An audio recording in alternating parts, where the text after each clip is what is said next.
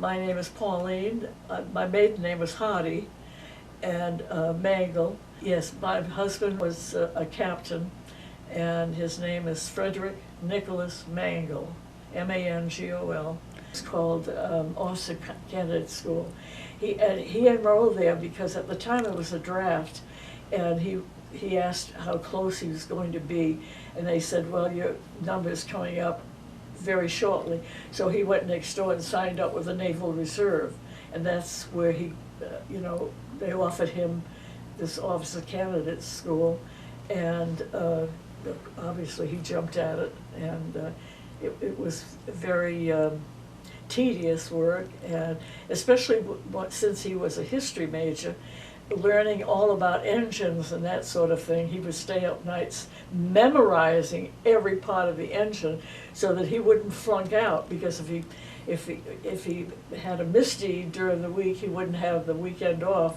So, and I of course met him in the process of, we played golf.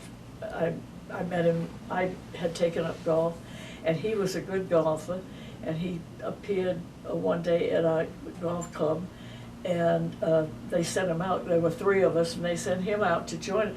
And when we, all of the 3 of us saw him come and said, wow, we hit the jackpot. And it was, he had been a golfer younger. He played with the Ford brothers, and they encouraged him because they thought he had some promise.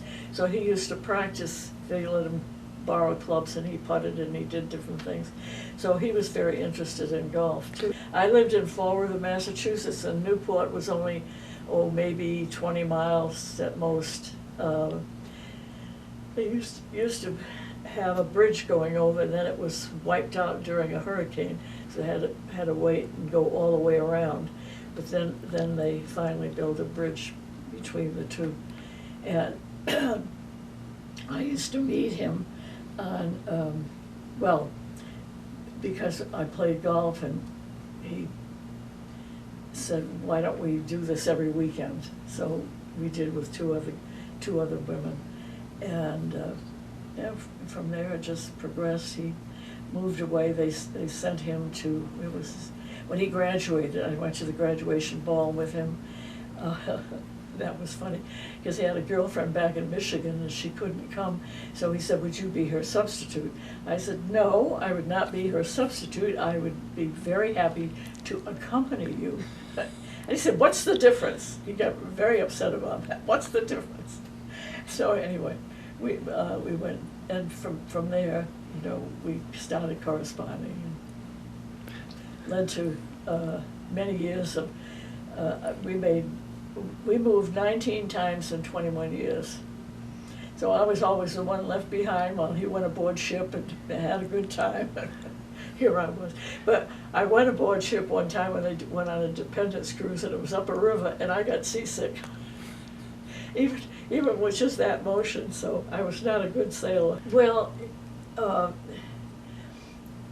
at first it overwhelmed me because I wasn't, although my uncle was in the Navy, spent his whole career in the Navy. In fact, he was at Versailles when they signed the, so there was a military background there, and so I was used to seeing him and visiting with him in California. And so, but I don't know, I met my husband playing golf. I took up golf, and he happened to show up one day, and we just started talking, and found we had a lot in common as far as golf and history and classical music. And our first date, we went to see Leonard Bernstein conduct the New York Philharmonic Orchestra.